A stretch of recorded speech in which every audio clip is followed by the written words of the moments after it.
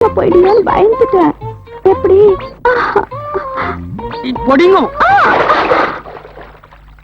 என்ன யாரு நினைச்ச?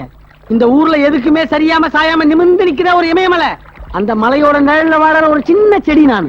அந்த இமயமலை யார் தெரியுமா? Retired major Jagannath. கேக்குதா? இவ்வளவு நேரம் நான் உங்ககிட்ட பேசிக்கிட்டு இருக்கிறது நீ என்ன பத்தி தெரிஞ்சுக்கணுன்றதுக்காக இல்ல, அந்த மலையை பத்தி நீ புரிஞ்சுக்கணுன்றதுக்காக தான். பயக்கிறியா?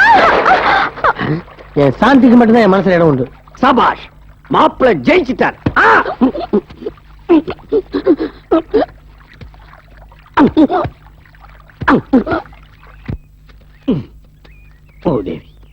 மறைஞ்சிருந்து பாக்குறதுக்கு முள்ளு புதர் தான் கிடைச்சதா?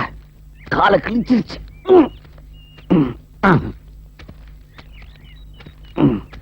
ஏங்க என்னாச்சு?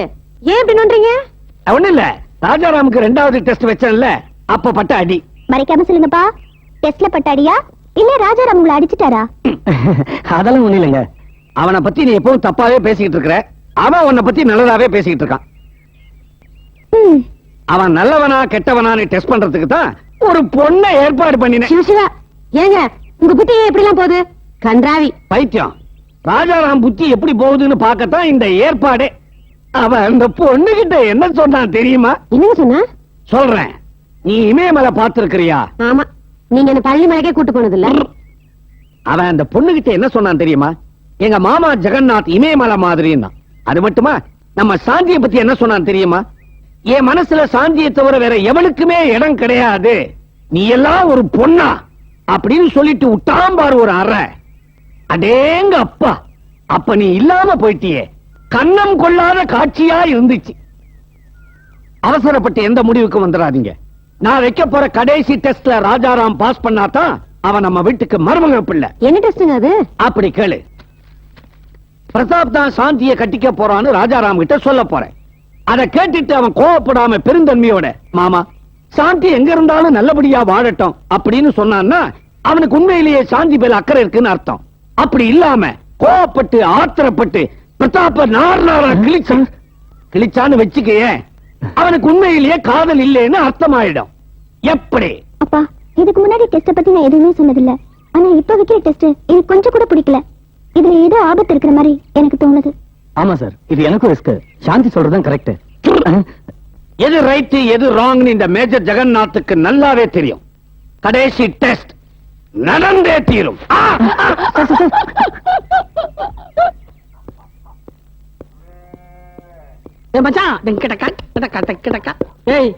என் மாமனார் வச்சு அத்தனை டெஸ்ட்லயும் பாஸ் பண்ணிட்டேன்டா. அதை விட முக்கியமான விஷயம், இந்த சாந்திக்கு என் மேல கொஞ்சம் கொஞ்சமா லவ் வர ஆரம்பிச்சிருச்சு. என்ன உண்மை இருக்க? நான் சொல்றது கிட்ட அது தெரியாது. உங்க அப்பா சீரியஸா இருக்காரு. இது நீ வைக்கிற டெஸ்ட் எனக்கு போடா பைத்தியம். அந்த ஆள் 4 இட்லி கோழி குருமா சாப்பிட்டு படுத்து தூங்குறான். நான் சொன்னது நடிக்க வந்த அப்பா இல்ல, உன்னை பெத்த அப்பா. இந்த டெலிகிராம்.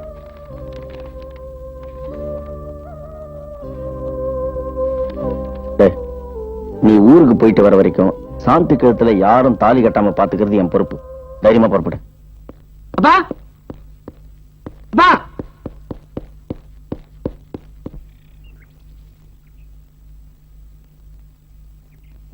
மாமா மாமா நில்லுங்க மாமா. உனக்கு என்ன அறிவு இருக்கா? அப்பா சீரியஸா இருக்காரு, இந்த ஆட்டம் போட நீ. அவருக்கு ஒண்ணும் ஆகல. சீரியஸா இருக்காருன்னு தண்ணி ஊத்துச்சு. அது சும்மா நான் அனுப்புற வதவி. மாமா இன்னுமா புரியல? ஏய், ஒரு பொம்பளை இப்படி பேசலாமா? ஒரு ஆம்பளை இப்படி பேசாம நிக்கலாமா? அரசு, எனக்கு ஒரு 2 நாள் டைம் கொடுமா. 2 நாள் தான் போதுமா தாயே? போதும். சரசு எங்க மாவன்? 2 நாள் டைம் கேட்டு போயிருக்காரு மாமா. வந்துருவாரு. உனக்கு அவனை பத்தி தெரியாது.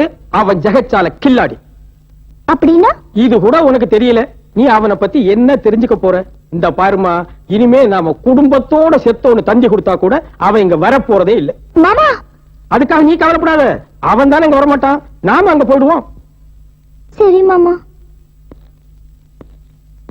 வணக்கம் மாமா. வாங்க மிஸ்டர் ராஜாராம். கல்யாணம் பொண்ணு இல்லையா, வெக்கப்பட்டுக்கிட்டு ஓடுது.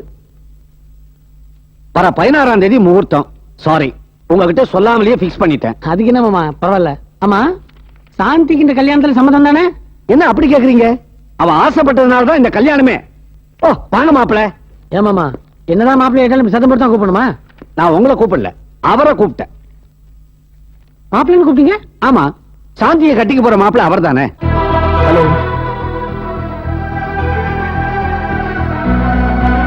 என்ன மாமா இது? கல்யாணத்துக்கு புது துணி வாங்கன்னு சொன்னீங்க, இவரோட உட்காந்து வெட்டி கதை பேசிட்டு இருக்கீங்க. வாங்க போலாம். சாரி, புறப்படும் போது திடீர்னு ஒரு இம்சை. இந்தாங்க மாப்பிள்ள காஃபி. இந்த காப்பி கீப்பில அப்புறம் இருக்கட்டும், முதல்ல எனக்கு ஒரு தெரிஞ்சாகணும். உண்மையான மாப்பிள்ளை நானா அவனா? இங்க உண்மையான மாப்பிள்ளை பொய்யான மாப்பிள்ளை எல்லாம் கிடையாது. ஒரே மாப்பிள்ளை, அது என்னோட மேனேஜர் பிரதாப்.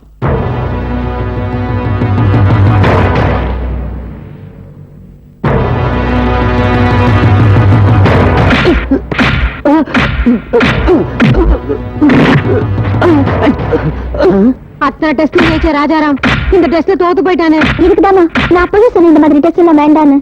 ராஜாராம் ஜெயிச்சிருவான்னு தான் நான் நினைச்சேன். ஆனா எப்படி பண்ணிட்டானே. சார், அடிக்கிறது நிறுத்த சொல்லுங்க, இல்லாட்டி பிரச்சனை வேற மாதிரி ஆயிடும். இல்லடா. டேய், நிறுத்துப்பா. நீ இவ்வளவு கெட்டவனா இருப்பேன் நான் நினைக்கவே இல்லை. யாரு? நான் கெட்டவனா? இவன் கெட்டவன் மாமா. என் உயிர் இருக்கிற வரைக்கும் சாந்தி இவனை கட்டி வைக்கிறது நான் சம்மதிக்கவே மாட்டேன்.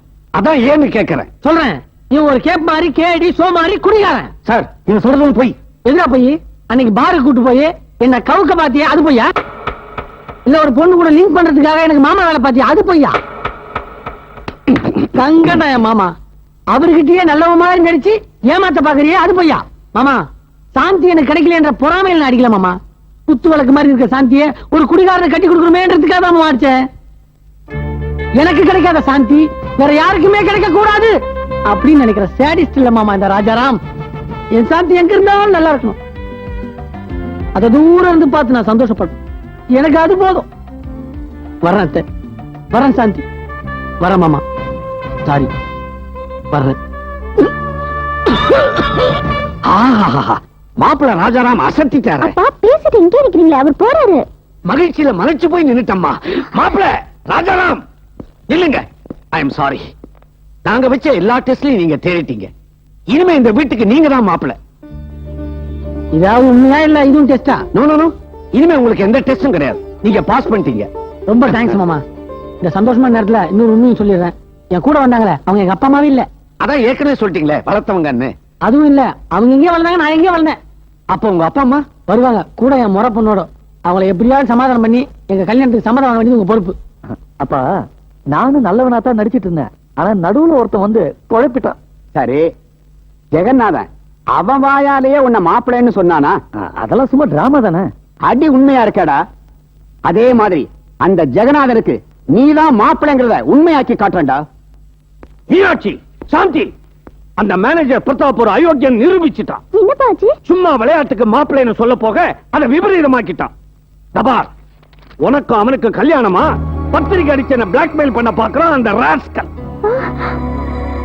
என்னங்க இது அநியாயமா இருக்கு? 200 ரூபாய் செலவு பண்ணி கல்யாண பத்திரிக்கை அடிச்சிட்டு 20 லட்சம் ரூபாய் சொத்தையும் நம்ம பொண்ணையும் அபகரிக்க பாக்குறான். எனக்கு ரொம்ப பயமா இருக்குங்க. இதுக்கு தான் அப்பவே சொன்னேன் இந்த மாதிரி டெஸ்ட் எல்லாம் வேண்டான்னு. கேட்டீங்களா? சும்மா இருமா. ஒரு 10 நிமிஷத்துக்கு